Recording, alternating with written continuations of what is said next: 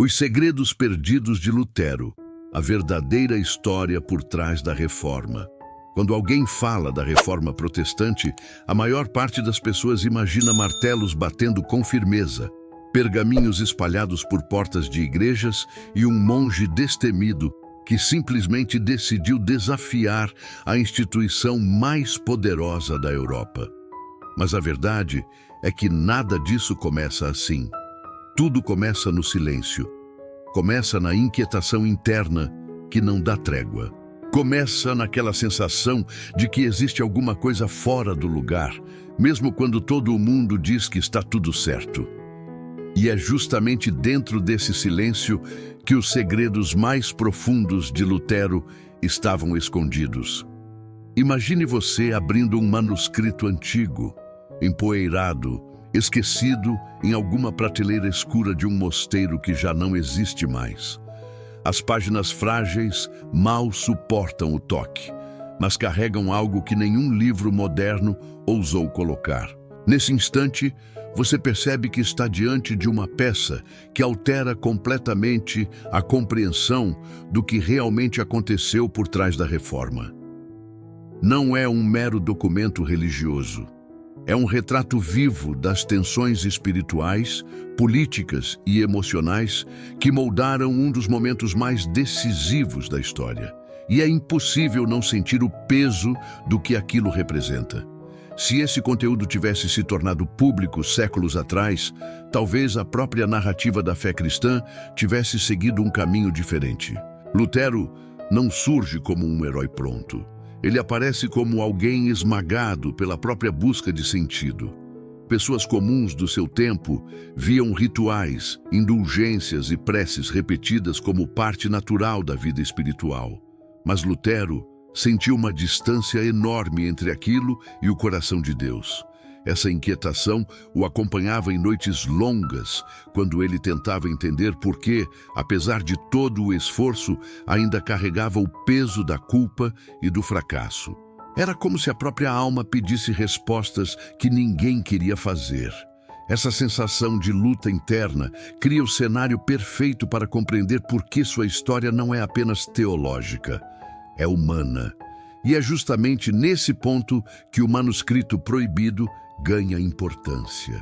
Ele descreve momentos em que Lutero registra pensamentos que não deveria ter revelado para ninguém, reflexões profundas sobre medo, dúvida e um chamado que ele mesmo não sabia se era real ou se era fruto da exaustão espiritual. A cada linha fica claro que ele não queria se tornar símbolo de nada. Ele queria apenas encontrar paz. Mas quanto mais buscava respostas dentro do sistema religioso da época, mais percebia que havia uma parede entre o que era ensinado e o que o Evangelho realmente prometia. Essa tensão gera a fagulha que decidiria o curso da sua vida. A fé que deveria libertar estava aprisionando. A instituição que prometia luz começava a obscurecer sua visão.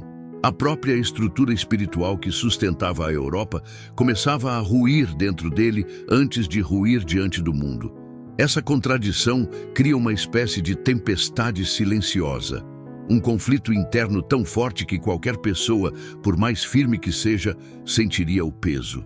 Lutero sentiu, e ali nasce o verdadeiro ponto de ruptura.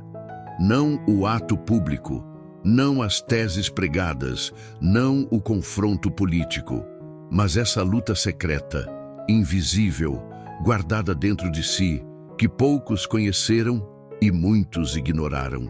Quando você percebe que a Reforma não nasce como rebeldia, mas como desespero por autenticidade espiritual, tudo muda. A história deixa de ser apenas sobre poder e passa a ser sobre consciência. Deixa de ser apenas sobre doutrina e passa a ser sobre alguém tentando romper uma cadeia emocional que o prendia desde jovem. E é isso que torna essa jornada tão intensa. Porque antes de transformar o mundo, Lutero precisou enfrentar a si mesmo. E o que ele descobriu nessa batalha pessoal carrega os segredos que moldaram séculos inteiros. Esse é o ponto em que o vídeo começa. Atravessamos a superfície e entramos na zona onde as verdades esquecidas se escondem, onde o Lutero desconhecido respira, onde o passado ganha força suficiente para iluminar os dilemas espirituais que ainda hoje carregamos. Nada será contado de forma rasa. Nada será suavizado. Estamos prestes a entrar na parte mais profunda de tudo aquilo que a história tentou simplificar. E é aqui que o primeiro segredo se revela. Quando você observa a história à distância, tudo parece inevitável. Parece que a reforma estava destinada a acontecer, como se cada passo tivesse sido previsto por alguma força maior, conduzindo o mundo para um novo caminho. Mas quando você se aproxima e enxerga os detalhes, percebe que nada foi simples. Cada decisão precisou atravessar um labirinto de medo, pressão e dúvida. É aqui que o manuscrito proibido entra, quase como um portal que permite atravessar a narrativa oficial e enxergar o que realmente ocorreu nas camadas mais profundas da alma de Lutero. Não é apenas um documento esquecido, é uma chave que revela uma versão da história que jamais foi contada aos que permaneceram presos ao óbvio. Imagine entrar em uma sala antiga, onde o vento frio atravessa frestas de madeira que já não suportam mais o peso dos séculos. As paredes carregam marcas de um tempo em que monges caminhavam em silêncio, cada um com seus conflitos, seus pecados confessados e não confessados, suas buscas e esperanças. No canto mais distante, entre objetos que perderam o valor com o passar das gerações, há um baú que ninguém mais ousa tocar. Dentro dele, as páginas amareladas repousam como testemunhas de um drama espiritual que misturou coragem, angústia e uma visão que nem ele acreditava ser capaz de sustentar. Quando essas páginas são abertas, uma sensação quase física atravessa o leitor, porque ali existe algo diferente, algo que não combina com a imagem heróica que se costuma ensinar. Esse manuscrito descreve um Lutero que conversa consigo mesmo com uma honestidade brutal, quase desconfortável. Ele registra percepções sobre o estado da fé na Europa e sobre sua própria incapacidade de encontrar paz no sistema religioso que deveria oferecer descanso para a alma.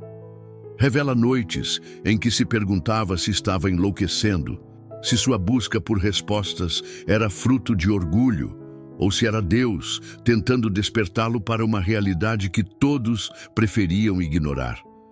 Essas palavras não foram escritas para o mundo. Foram escritas para que ele mesmo entendesse a força que o puxava para fora da conformidade. Um conflito silencioso que se transformaria na centelha de uma revolução. Ao observar essas descrições, você não vê um ícone, vê um homem comum lutando contra si, contra a estrutura que o formou e contra os medos que o perseguiam desde a juventude. Ele descreve momentos em que acreditava estar prestes a ser consumido por um julgamento divino que nunca chegava. E essa sensação de viver à beira do abismo o levou a questionar tudo o que considerava sagrado. O documento mostra de forma clara que a reforma não começou com rebeldia, começou com desespero por verdade. Um desespero que se intensifica a cada página, como uma tempestade interna se formando muito antes de tocar o mundo exterior. À medida que avançamos nas páginas, surge um padrão. Há descrições de encontros que não aparecem em nenhum registro oficial. Há confissões sobre discussões com outros monges que percebiam algo estranho no ar, mas que não tinham coragem de dizer nada. Há percepções sobre pequenos sinais que pareciam indicar que a estrutura religiosa carregava rachaduras invisíveis. Lutero observava essas fissuras e se perguntava se era apenas ele que enxergava, ou se todos tinham medo de admitir a verdade. Esse questionamento constante moldou a perspectiva que o acompanharia até o fim da vida. O manuscrito encerra com uma reflexão que provoca um impacto devastador. Lutero escreve que não sabia se Deus esperava coragem ou submissão. Não sabia se deveria permanecer calado ou se deveria falar mesmo que isso custasse sua segurança. E reconhece que sua maior luta não era contra Roma, mas contra a própria consciência. Ele entendia que se cedesse ao medo, nunca encontraria a paz que buscava. E se cedesse à verdade, perderia tudo o que tinha. Essa tensão cria o cenário perfeito para o início da reforma, não como um ato de rebeldia, mas como um ato de sobrevivência espiritual. Esse é o segredo por trás da abertura desta história. Não se trata de um homem que enfrentou o mundo por ambição, mas de alguém que foi levado às últimas consequências pela necessidade implacável de encontrar autenticidade diante de Deus. Quando você entende isso, percebe que cada passo da reforma nasce deste conflito interno. E é aqui que a narrativa se torna irresistível, porque o que vem a seguir não é apenas história, é batalha pela alma, é luta pela verdade, e é nesse território que seguimos agora. Antes de se tornar o nome que ecoaria por gerações, Lutero era apenas um jovem, tentando sobreviver a um mundo que parecia esmagar qualquer pessoa que buscasse sentido além das regras estabelecidas. A história costuma retratar essa fase como um simples detalhe biográfico, mas quando você olha com atenção, percebe que ali existe o verdadeiro alicerce de tudo o que viria depois. Porque antes de desafiar a maior autoridade religiosa de seu tempo, Lutero travou uma guerra silenciosa contra as expectativas que o cercavam. Ele foi moldado por pressões familiares, pelo peso de uma sociedade rigidamente hierárquica e por uma visão de Deus que parecia distante e implacável. Nada disso aparece nos relatos tradicionais, mas cada fragmento dessa fase mostra o porquê sua trajetória tomou o rumo que tomou. O jovem Lutero vivia entre o desejo de agradar ao pai e o medo de desagradar a Deus. Seu pai queria que ele se tornasse advogado, alguém capaz de trazer honra e segurança para a família. Mas Lutero carregava uma inquietação que não sabia explicar. Quando caminhava pelas cidades repletas de pregadores, penitentes e camponeses que temiam a própria sombra por acreditar em punições divinas constantes, ele sentia que havia algo profundamente errado. Não conseguia aceitar a ideia de um Deus que observava cada passo apenas para punir. Essa sensação não vinha de rebeldia, vinha de uma sensibilidade espiritual que o acompanhava desde a adolescência. Pessoas comuns viam apenas ritos e obrigações. Ele enxergava um abismo entre o que era pregado e o que o Evangelho realmente significava. Durante os anos de formação, Lutero se afundava em estudos tentando encontrar respostas. Lia teologia, filosofia, textos de padres da igreja e comentários sobre moral cristã. Mas em vez de encontrar paz, sentia o peso de uma culpa que não diminuía. Quanto mais tentava se aproximar de Deus por meio das práticas tradicionais, mais percebia que seu coração permanecia inquieto. Ele se confessava com frequência, acreditando que isso aliviaria a carga, mas saía das confissões ainda mais atormentado. Seus colegas percebiam sua angústia, mas poucos compreendiam sua intensidade. Para muitos era exagero. Para ele era sobrevivência espiritual. A verdade é que Lutero não tinha medo da igreja, ele tinha medo de si mesmo. Tinha medo de descobrir que sua fé era apenas ritual. Tinha medo de perceber que suas orações não passavam de palavras vazias. Tinha medo de passar a vida inteira sem sentir a presença real de Deus. Esse medo o acompanhava em cada decisão importante, e foi justamente esse medo que o levou a entrar no mosteiro. Ele buscava refúgio, acreditando que a vida monástica lhe daria clareza. Mas dentro dos muros do convento, encontrou o contrário. Encontrou silêncio demais, regras demais, autopunições demais e a mesma sensação sufocante de não ser digno. Ele tentava obedecer a tudo, desde jejuns até vigílias, tentando encontrar um Deus que parecia sempre um passo mais distante. Os monges ao seu redor viam nele uma determinação quase obsessiva. Ele era disciplinado, estudioso e comprometido, mas internamente sentia que estava falhando. O próprio ambiente religioso alimentava essa insegurança. A ideia dominante era que Deus observava cada falha e exigia uma perfeição impossível. Lutero tentava preencher esse vazio usando todos os recursos que tinha, mas nada trazia descanso. Ele acreditava que precisava se purificar para merecer graça, mas quanto mais tentava, mais percebia que nunca conseguiria. Essa frustração se transformava em noites insones, em longas caminhadas no pátio do mosteiro e em questionamentos que ele temia compartilhar. Aos poucos, porém, algo começou a mudar. Em meio a seus estudos, encontrou textos que falavam de um Deus diferente. Um Deus que oferecia justiça como presente e não como prêmio. Um Deus que se aproximava do ser humano sem exigir perfeição. Essas ideias eram como pequenas rachaduras em uma muralha que ele acreditava ser intransponível. Sua mente começou a se abrir para a possibilidade de que a fé não era uma prisão, mas um caminho para a liberdade. Mas esse entendimento ainda era frágil e lutava contra anos de doutrinas que o ensinavam a temer cada erro. Esse é o Lutero antes de se tornar Lutero. Um homem dividido entre expectativas humanas e temor espiritual, entre tradições rígidas e um chamado interior que insistia em crescer. Alguém que carregava uma sensação constante de inadequação e uma vontade desesperada de encontrar verdade. Quando você conhece esse Lutero, compreende que o embate com Roma não era sobre poder. Era sobre sobrevivência emocional e espiritual. Ele não queria derrubar nenhum sistema. Queria apenas encontrar um caminho onde pudesse respirar, sem sentir que estava sendo julgado a cada instante.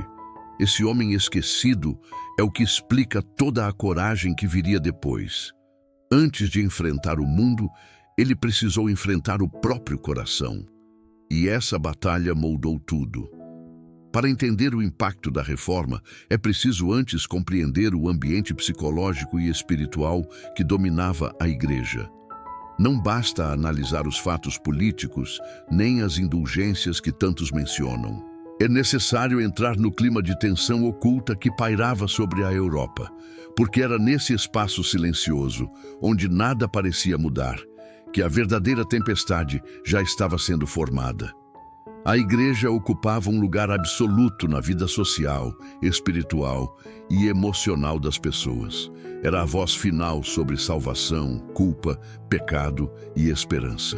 Porém, dentro dos corredores mais escondidos das catedrais e dos mosteiros, havia uma inquietação que raramente chegava ao povo. Era como uma brasa escondida, quente o suficiente para incendiar uma floresta inteira, mas invisível a olho nu. Padres, monges e estudiosos percebiam que algo não estava harmonizado. As doutrinas eram repetidas com autoridade, mas poucos conseguiam sustentar essas verdades dentro do próprio coração.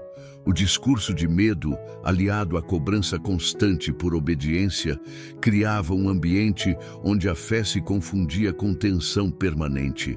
As pessoas acreditavam porque era obrigatório acreditar, não porque compreendiam ou sentiam a graça que o Evangelho prometia. Esse distanciamento espiritual não era comentado publicamente, porque questionar significava risco.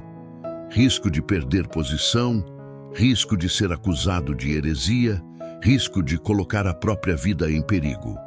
O silêncio não era virtude, era defesa. Dentro desse cenário, a venda de indulgências ganhava força, não como uma prática isolada, mas como consequência de um sistema que aprendeu a manipular o medo humano.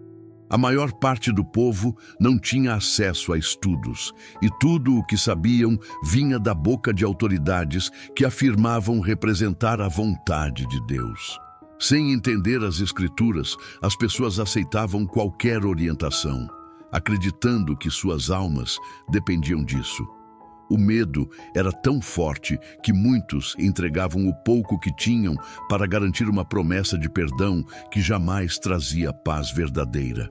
A igreja sabia que o controle emocional era poderoso, mas não falava sobre isso. Apenas alimentava a estrutura que mantinha todos presos. Os altos cargos eclesiásticos também enfrentavam suas próprias contradições. Existiam padres que desejavam sinceridade espiritual, mas se viam cercados por um sistema que premiava obediência cega e punia qualquer tentativa de reflexão. Alguns percebiam que a tradição tinha se tornado mais forte do que a verdade espiritual que deveria sustentar tudo. Eles enxergavam abusos, exageros, corrupções e incoerências, mas permaneciam calados porque o medo falava mais alto. Era um silêncio que se espalhava como uma névoa, encobrindo vozes que poderiam ter mudado o curso da história antes mesmo de Lutero surgir. O clima político não ajudava. Governantes viam na igreja um instrumento valioso para controlar o povo, e a igreja via nos governantes aliados importantes para manter sua influência. Esse jogo de interesses fortalecia um sistema que já estava frágil por dentro. Parecia sólido por fora, com seus rituais grandiosos, suas catedrais imponentes e sua presença constante em todas as áreas da vida. Mas internamente havia fissuras que poucos percebiam. Essas fissuras não eram apenas doutrinárias, eram emocionais, espirituais, morais. Cada pessoa dentro da hierarquia sentia de alguma forma a pressão de sustentar algo que já não tinha a mesma força de antes. E é nesse cenário que Lutero aparece. Mas antes que ele pudesse se tornar uma ameaça, a igreja o via apenas como mais um monge, alguém que poderia cumprir seu papel sem causar abalos. Ninguém imaginava que suas dúvidas, seus conflitos e sua busca sincera por respostas o transformariam na voz que quebraria o silêncio coletivo. A verdade é que a igreja, antes de enfrentá-lo publicamente, já enfrentava a si mesma internamente. Era como se a estrutura inteira estivesse esperando por alguém que tivesse coragem suficiente para dizer em voz alta aquilo que muitos sentiam, mas ninguém ousava admitir. Esse silêncio da igreja, carregado de tensão e insegurança, é o que torna o cenário tão dramático, porque antes de Lutero desafiar o mundo já estava implorando por alguém que rompesse esse mutismo sufocante. A tempestade não começou quando as teses foram pregadas. Começou muito antes, no coração de uma instituição que já sabia que não conseguiria sustentar sua própria narrativa por muito mais tempo. A chegada de Lutero apenas revelou aquilo que já estava pronto para explodir. Quando a história fala da reforma, a imagem mais repetida é a da porta da igreja e das teses pregadas como um ato de coragem súbita. Mas o que quase ninguém conta é que aquele momento foi apenas a face visível de um processo muito mais profundo, tenso e silencioso. A verdadeira virada não aconteceu diante de uma multidão, mas dentro de noites longas em que Lutero debatia consigo mesmo para descobrir se tinha forças para enfrentar aquilo que o consumia. E se você observar com atenção o que acontece nos meses que antecederam as 95 teses, percebe que existe uma trama muito mais intensa, marcada por conversas discretas, cartas escritas com receio e uma sensação crescente de que algo prestes a romper não poderia mais ser contido.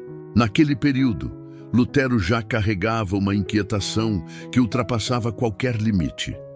Era como se cada sermão que ele ouvia, cada prática que testemunhava e cada indulgência vendida na praça ampliasse uma ferida que não cicatrizava. Ele via o povo sendo conduzido por promessas vazias e percebia que ninguém realmente entendia o que significava a salvação. Para muitos, era uma moeda de troca. Para ele, era a inquietação que rasgava sua alma desde a juventude. A cada dia que passava, essa contradição ganhava força. Era impossível ignorar. E essa impossibilidade foi empurrando Lutero para uma posição em que o silêncio já não era escolha. Era sufocamento. Na clausura do convento, conversava com monges que compartilhavam dúvidas que não ousavam revelar publicamente. Essas conversas eram sempre rápidas, quase sussurradas, mas carregavam o peso de séculos de tensão. Alguns confessavam que não entendiam a prática das indulgências. Outros admitiam que sentiam que algo estava errado na forma como a fé era ensinada. Eram confidências perigosas, palavras ditas em meios tons, sempre acompanhadas de olhares que verificavam se ninguém estava ouvindo. Essas trocas alimentaram a percepção de Lutero de que não estava sozinho. A inquietação que ele sentia não era individual. Era um sintoma coletivo que ninguém sabia como nomear. Além disso, Lutero trocava cartas com estudiosos que tentavam entender as tensões doutrinárias que emergiam na Europa. Nessas cartas, ele não se mostrava como alguém pronto para enfrentar uma revolução. Ele se mostrava dividido. Em cada linha havia hesitação, medo, perguntas que pareciam maiores do que ele. Há registros de momentos em que ele duvidava da própria sanidade, acreditando que suas reflexões talvez fossem radicais demais. Mas ao mesmo tempo reconhecia que não podia mais seguir, ignorando aquilo que queimava por dentro. A consciência se tornou seu tribunal mais severo. E esse tribunal não o deixava em paz. No meio desse turbilhão, uma cena se tornou decisiva. Lutero presenciou a forma como o povo reagia a um pregador de indulgências que percorria a região. Aquilo foi um choque.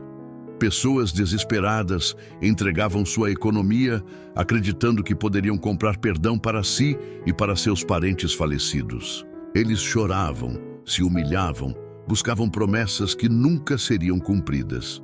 Lutero ficou profundamente abalado, não por indignação teológica, mas por compaixão. Ele viu homens simples sendo enganados por um sistema que oferecia esperança em troca de moedas. E naquele momento percebeu que não poderia continuar calado. Esse choque emocional talvez tenha sido mais forte do que qualquer argumento intelectual. As noites seguintes foram marcadas por dilemas insones. Lutero andava de um lado para o outro no quarto, tentando entender se tinha direito de desafiar algo tão grande.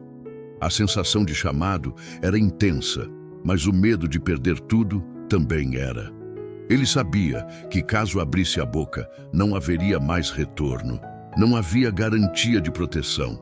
Não havia garantia de que alguém o apoiaria. E mesmo assim, no meio desse conflito, algo começou a ficar claro. Se ele permanecesse calado, a culpa o consumiria.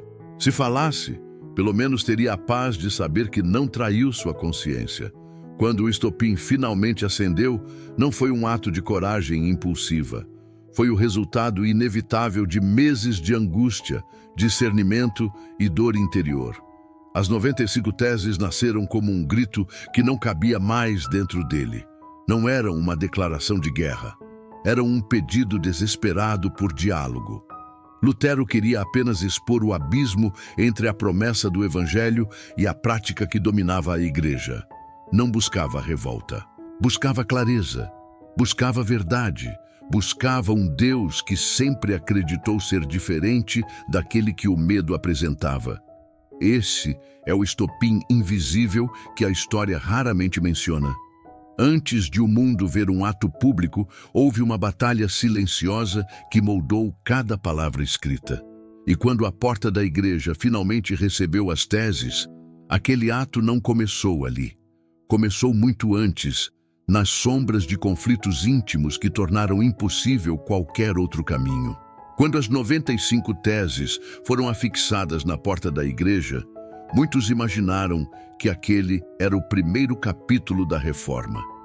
Mas, na verdade, a Reforma já estava em curso muito antes daquele gesto se tornar público. Lutero não acordou com uma súbita coragem para confrontar Roma. Ele vinha formando, quase sem perceber, uma estratégia que nascia do próprio movimento do coração e da consciência. Não era a estratégia de um político ou de um líder revolucionário. Era a estratégia de alguém que buscava sobrevivência espiritual. Alguém que precisava encontrar uma forma de romper um silêncio que parecia impossível de carregar sozinho. E é nesse ponto que entendemos que a Reforma não começou com o martelo, mas com a forma como Lutero escolheu comunicar o que ardia dentro dele. Uma das primeiras ferramentas que ele utilizou foi a escrita, não porque desejava fama, mas porque a escrita permitia organizar pensamentos que poderiam se perder no caos emocional que o pressionava diariamente. Lutero não escrevia para convencer. Ele escrevia para compreender.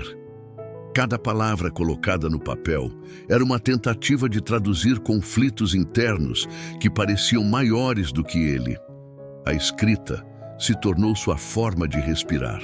E sem que percebesse, esses textos começaram a circular entre teólogos, mestres universitários e religiosos que compartilhavam do mesmo incômodo silencioso. Esse movimento não tinha intenção estratégica consciente, mas produziu impacto estratégico, criou conexões, criou diálogos, criou tensão. A imprensa recém-desenvolvida desempenhou um papel essencial nesse processo. Lutero não inventou a imprensa. Ele apenas percebeu, intuitivamente, que ali havia uma oportunidade de permitir que a verdade fosse compartilhada sem depender completamente da autorização eclesiástica. Ele preparava sermões, cartas, reflexões e tratados sem imaginar a velocidade com que esses materiais ganhariam vida própria. A impressão multiplicava o alcance do que ele escrevia em uma proporção que nenhum pregador tradicional poderia sonhar. Era como se o pensamento de Lutero ganhasse asas sem que ele tivesse planejado qualquer voo. E, embora ele não tivesse a intenção inicial de criar um movimento, suas palavras se tornaram combustível para uma população que já não suportava carregar o peso emocional e espiritual imposto pela Igreja. Outra peça fundamental da estratégia involuntária de Lutero foi a linguagem que ele escolheu. Em vez de escrever apenas para teólogos, ele utilizava uma clareza que qualquer pessoa poderia compreender. Enquanto muitos estudiosos se escondiam atrás de discursos complexos, Lutero falava de forma direta, quase como um amigo conversando com outro. Ele não diminuía a profundidade do conteúdo, mas transformava a reflexão em algo acessível. Essa decisão fez com que pessoas comuns, que nunca tinham entendido as questões espirituais que as cercavam, se aproximassem do debate. A fé deixou de ser um objeto distante para se tornar uma conversa real. E essa aproximação emocional fez da Reforma algo impossível de ignorar. Além disso, Lutero sabia observar o comportamento do povo. Ele conhecia suas dores, seus medos, suas inquietações. Ele sabia que as pessoas estavam emocionalmente exaustas por sentir que nunca seriam boas o suficiente para merecer perdão. Ele sabia que a culpa era usada como instrumento de controle. E sabia que a venda de indulgências explorava precisamente essa vulnerabilidade. Quando escrevia, Lutero falava diretamente a essa dor. Ele oferecia clareza onde só havia confusão, oferecia consolo onde havia desespero e oferecia verdade onde havia manipulação. Essa sensibilidade espiritual permitiu que suas palavras se tornassem um ponto de luz em meio à escuridão emocional que o povo vivia. Com o passar do tempo, Lutero percebeu que suas reflexões estavam sendo lidas por pessoas que jamais imaginou alcançar. Ele começou a receber cartas de desconhecidos agradecendo pela honestidade e pela coragem. Começou a perceber que seus escritos estavam circulando entre grupos que ansiavam por mudança. E aos poucos percebeu que algo estava acontecendo. Não era mais apenas ele lutando contra suas próprias angústias. Era uma comunidade inteira despertando para uma nova forma de compreender Deus e a fé. Esse despertar coletivo criava força, criava movimento, criava direção. Quando Lutero decide tornar públicas as teses, ele não está apenas denunciando um problema. Ele está alimentando uma rede de pensamento que já vinha se expandindo. O martelo apenas tornou visível o que já estava crescendo em silêncio. E aquele gesto, que poderia ter sido ignorado em outro contexto, encontrou terreno fértil em corações que ansiavam por verdade. A estratégia de Lutero não foi calculada, foi consequência natural de alguém que, ao tentar salvar a própria alma, acabou oferecendo libertação a muitos outros.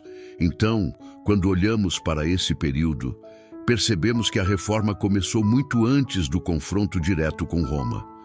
Ela começou quando Lutero decidiu ser honesto consigo mesmo.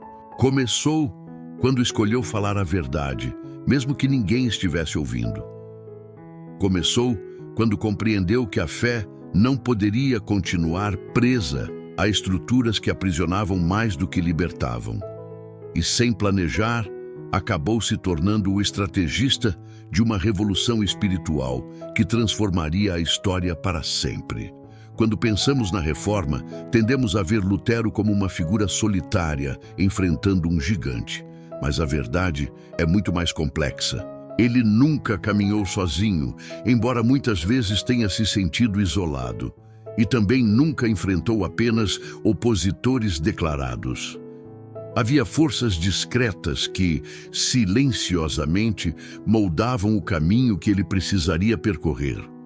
Pessoas que o ajudavam sem aparecer, outras que tentavam derrubá-lo sem serem vistas. E entre esses dois extremos, uma série de influências silenciosas que revelam como a história é sempre um entrelaçamento de escolhas humanas, medos, ambições e convicções profundas. Dentro do mosteiro, havia monges que acompanhavam a trajetória espiritual de Lutero sem compreender totalmente o que ele carregava. Alguns o admiravam pela disciplina. Outros o observavam com cautela, percebendo que sua mente fervilhava com questionamentos que poderiam atrair problemas. Aqueles que se tornaram aliados nunca o fizeram de forma aberta no início. Ajudavam com pequenos gestos, emprestavam livros raros, dividiam insights sobre dúvidas doutrinárias que não ousariam registrar por escrito. Compartilhavam inquietações que ecoavam as de Lutero, mas preferiam manter suas vozes escondidas por medo da punição. Esses gestos criavam um ambiente em que Lutero percebia que não era o único que enxergava as rachaduras na estrutura espiritual da época. Entre seus aliados mais significativos estavam alguns professores universitários que reconheciam em Lutero um espírito inquieto e sincero. Eles percebiam que sua busca não era motivada por rebeldia, mas por desejo genuíno de compreender a verdade divina. Esses homens, embora cautelosos, estimulavam sua capacidade intelectual, incentivavam-no a continuar escrevendo. Debatiam com ele em salas escuras, onde apenas velas iluminavam os rostos tensos. Esses encontros eram fundamentais. Davam a Lutero algo que ele não tinha coragem de assumir publicamente, a confirmação de que suas inquietações faziam sentido. Embora esses professores raramente aparecessem como protagonistas na história, sua influência silenciosa moldava a coragem de Lutero em momentos decisivos.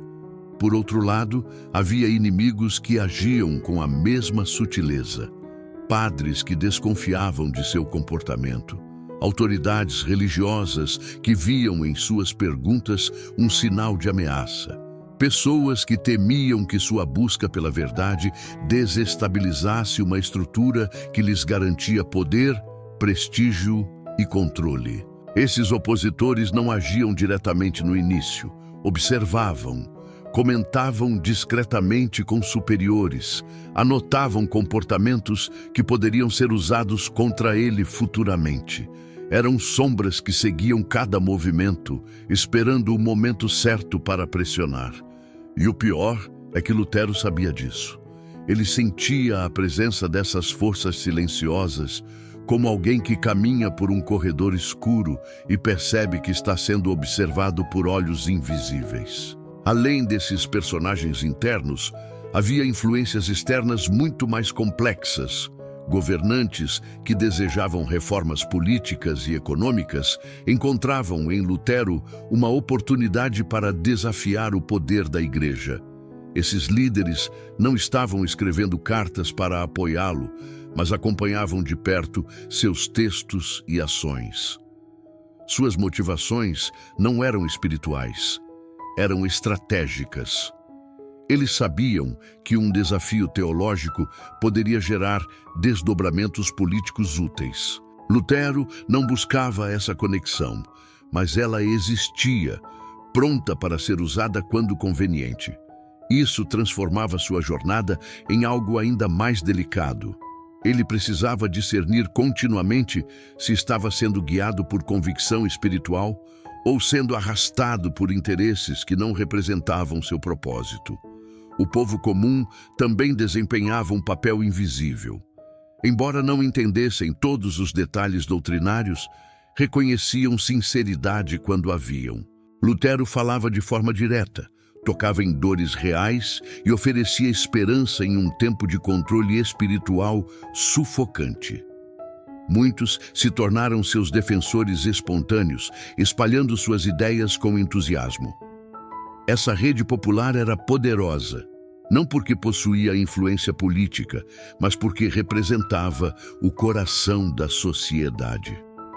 A força emocional do povo dava corpo ao movimento, mesmo quando a elite tentava sufocá-lo. Em meio a tudo isso, Lutero tinha consciência de que a reforma não era obra de um homem.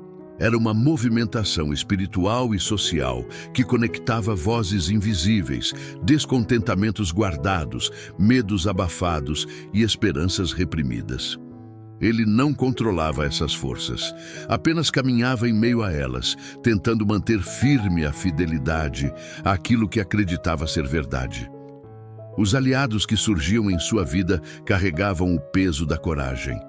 Os inimigos ocultos carregavam o peso da ameaça. E entre ambos, havia um equilíbrio instável que tornava cada decisão um risco calculado.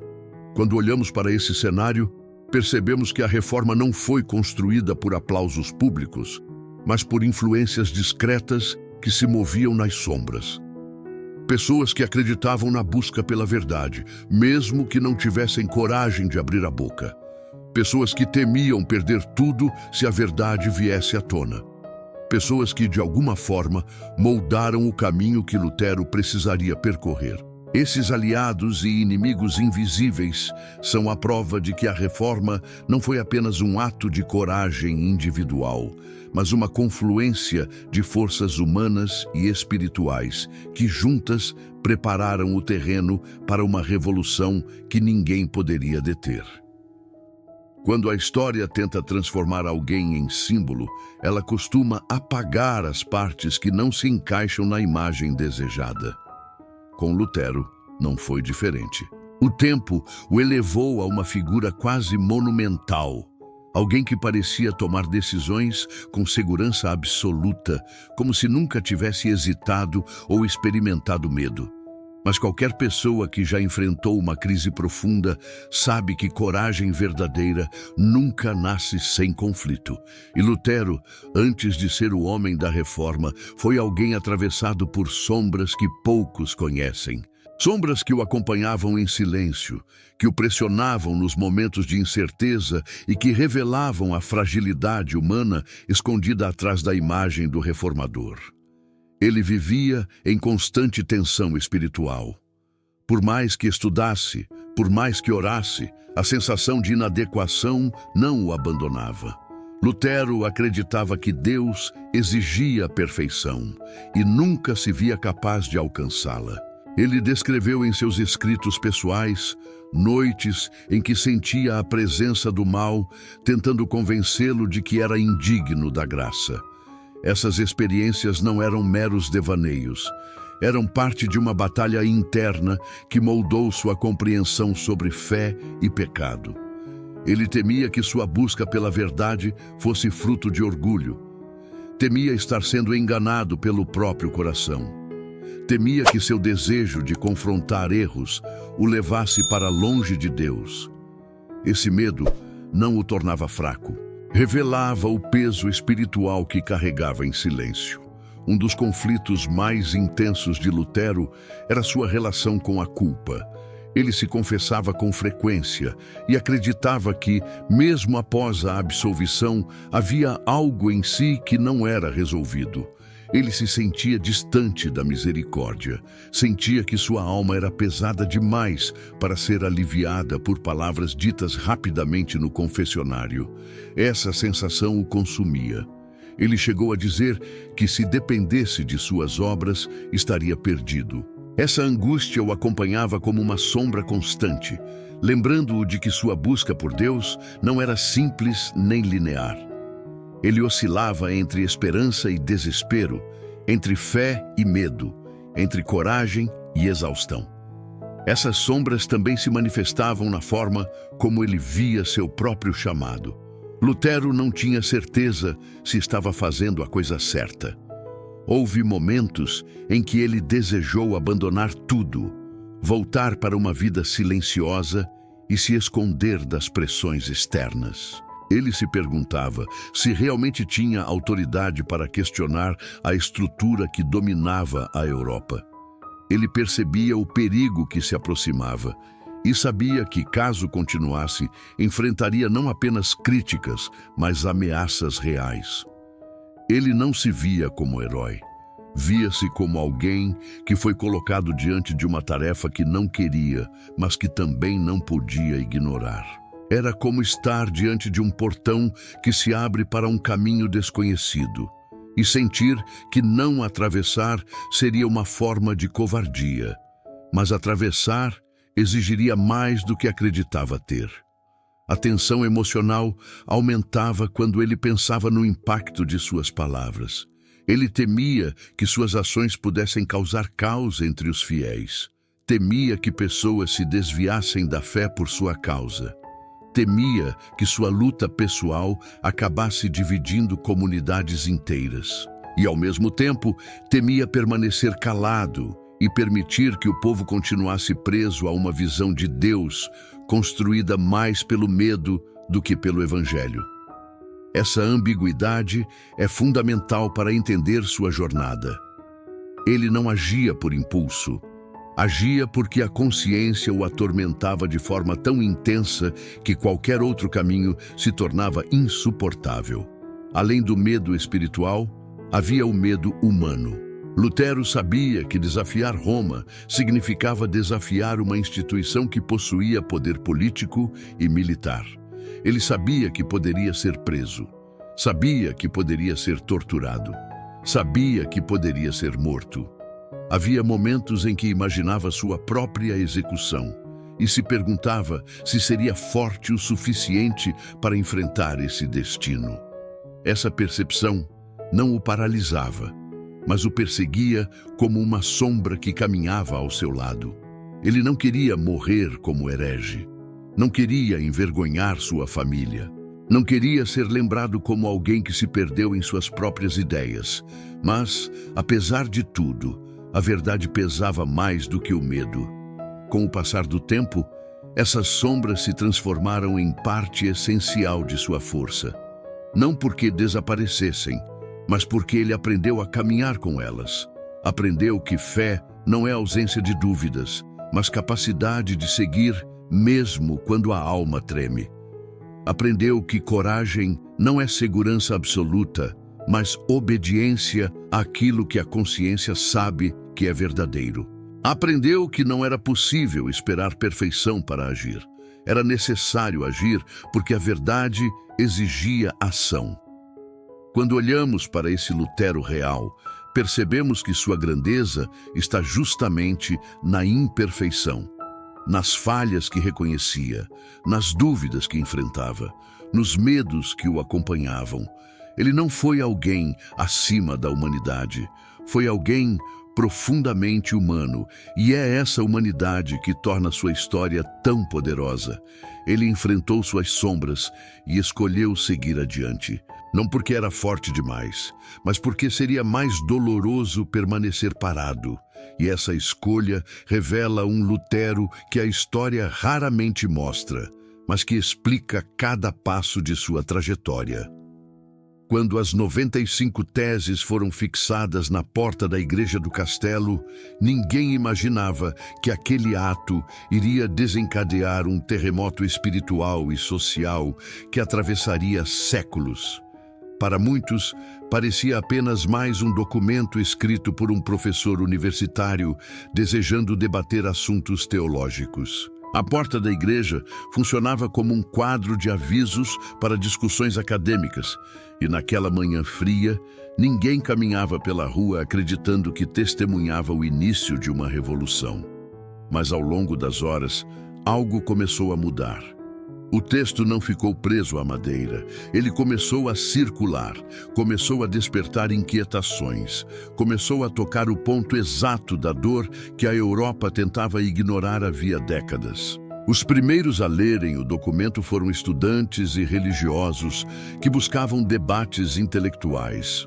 Muitos ficaram surpresos com a clareza com que Lutero expunha problemas que eram sentidos, mas nunca ditos abertamente. A escrita não era agressiva, era firme. Exatamente por isso criava impacto. Aquelas teses pareciam funcionar como um espelho colocado diante de um sistema que já não conseguia esconder suas próprias contradições. Quem lia sentia que algo havia sido destravado dentro de si, como se palavras que estavam engasgadas há muito tempo finalmente tivessem encontrado voz. Esse despertar silencioso foi mais poderoso do que qualquer pregação inflamável poderia ter sido. À medida que o texto circulava entre os acadêmicos, outros grupos começaram a ter acesso a ele graças à imprensa. Em poucos dias, cópias começaram a aparecer em cidades vizinhas. A velocidade surpreendeu até mesmo os envolvidos. Pessoas comuns, que antes apenas ouviam o que era dito nos púlpitos, passaram a ler questionamentos que rompiam com a lógica do medo espiritual. Elas não compreendiam todos os detalhes teológicos, mas entendiam a essência. Entendiam que a salvação não deveria ser comprada. Entendiam que o desespero que carregavam não poderia ser explorado. Entendiam que algo precisava mudar. E essa compreensão coletiva começou a crescer como uma onda que, de início suave, se tornava impossível de conter.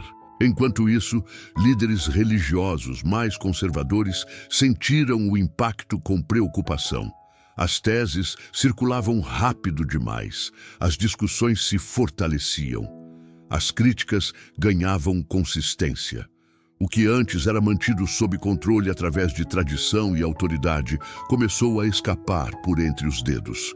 Alguns padres tentaram minimizar o impacto, dizendo que se tratava apenas de exagero de um monge perturbado. Mas essas tentativas de desqualificação não encontraram eco. O povo já estava cansado de carregar pesos que não compreendia. Lutero havia colocado em palavras aquilo que muitos sentiam, e essa identificação era mais perigosa para o sistema do que qualquer acusação formal. Em paralelo, universitários e estudiosos começaram a levar as teses para ambientes cada vez mais amplos. Salas de debates ficaram cheias, professores dividiam opiniões. Alguns elogiavam a coragem de Lutero, enquanto outros temiam que isso pudesse colocar todos em risco. Era como se a Europa inteira estivesse em um estado de suspensão, aguardando para ver se aquilo se tornaria apenas uma discussão momentânea ou um movimento que mudaria a história. O ambiente emocional era intenso. As pessoas falavam com entusiasmo, medo e esperança. Era como se todos sentissem que estavam diante de algo maior do que uma simples crítica doutrinária. A reação política também foi imediata, mas silenciosa no início. Governantes perceberam que havia algo útil acontecendo. Ao mesmo tempo em que tentavam demonstrar neutralidade, observavam atentamente os desdobramentos. Eles sabiam que a Igreja exercia um controle profundo sobre populações inteiras. Se esse controle fosse abalado, haveria espaço para mudanças sociais e políticas que poderiam fortalecer autoridades locais.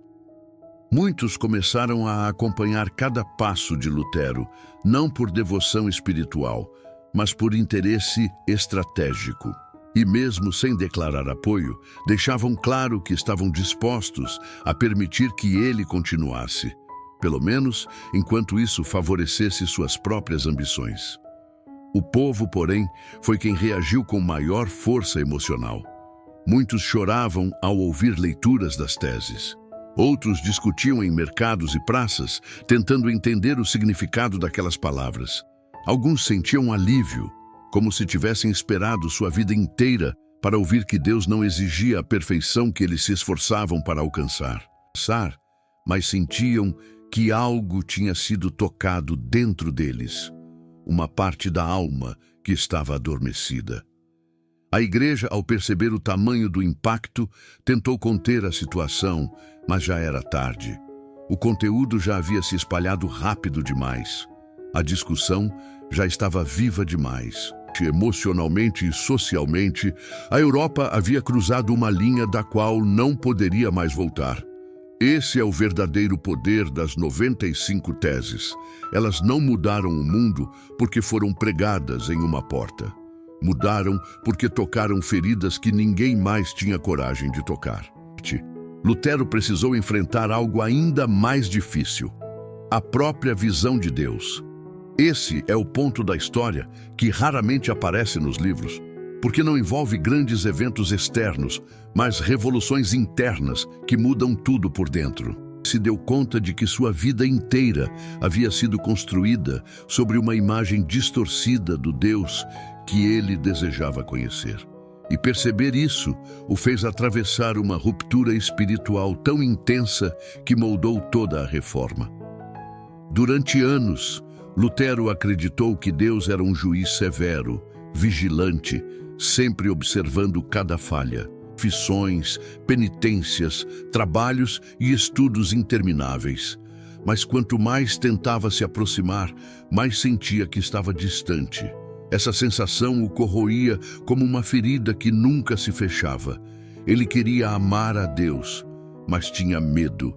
Queria descansar na graça, mas acreditava que não era digno.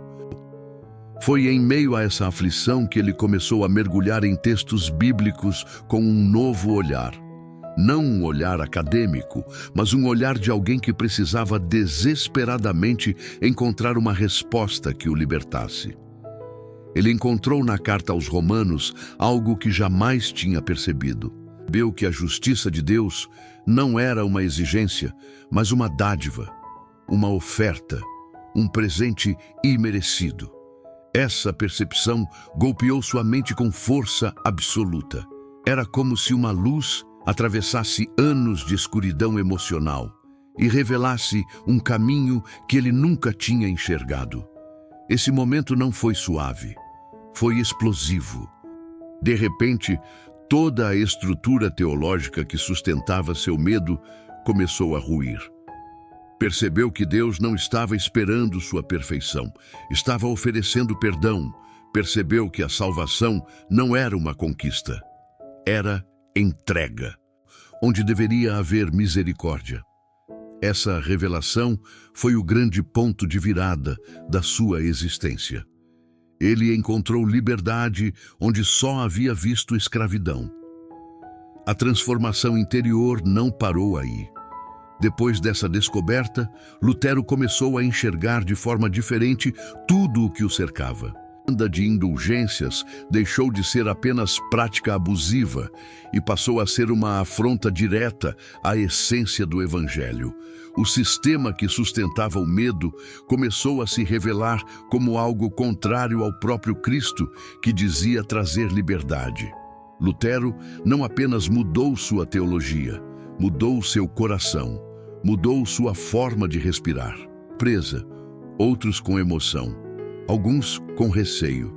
Ele via nos rostos deles aquilo que ele mesmo havia sentido durante anos, o cansaço de tentar se salvar com as próprias forças. Era como se ele estivesse oferecendo água a pessoas que não sabiam que estavam morrendo de sede, buscando respostas para si. Era alguém chamado a oferecer ao mundo algo que havia encontrado na dor. Mas o segredo mais profundo dessa transformação não está apenas na descoberta teológica. Está no impacto emocional que isso provocou. Lutero deixou de se sentir perseguido por Deus e passou a se sentir sustentado por ele. Essa mudança o preparou para enfrentar o que viria, porque agora ele não lutava apenas contra injustiças externas, lutava para proteger a verdade que havia libertado sua alma. Esse é o Lutero que poucos conhecem, não o revolucionário, não o debatedor, não o opositor de Roma. Deste rompimento emocional, deste renascimento espiritual. E é por isso que, para compreender a coragem que ele demonstraria adiante, é preciso antes enxergar essa transformação silenciosa que moldou o coração que mudaria o mundo. A maior revolução de Lutero não ocorreu diante de plateias, mas dentro dele. E disciplina, mas nada trazia descanso. Foi mergulhando nas Escrituras que encontrou algo que destravou sua alma. A descoberta de que a justiça divina não era conquista, mas presente. Ao compreender que o justo vive pela fé, sentiu como se toda a culpa acumulada se rompesse de uma só vez. A transformação interior o preparou para enfrentar críticas, ameaças e pressões externas, porque agora sua convicção nascia de uma liberdade espiritual que nenhum sistema religioso poderia controlar. O impacto da reforma não se resume às disputas religiosas. O que Lutero desencadeou tocou camadas da sociedade que raramente aparecem nos estudos tradicionais. Ideias estimularam debates que impulsionaram avanços intelectuais e colocaram em movimento uma nova forma de enxergar liberdade e responsabilidade. Essa mudança silenciosa moldou famílias, escolas, governos e a própria consciência ocidental, ou uma igreja. Reformou a maneira como o ser humano se entende diante de Deus. Quando tudo parecia resolvido do lado de fora, havia um último segredo que só pode ser entendido olhando para dentro de Lutero. Ele nunca acreditou que a reforma fosse obra de sua força. Ele sabia que havia limites, falhas e medos que o acompanhariam até o fim. Ponto que quase ninguém menciona. Lutero não queria mudar o mundo. Queria ser fiel ao Deus que o libertou do medo. Essa fidelidade, vivida com simplicidade e firmeza, se tornou seu maior legado. E recebeu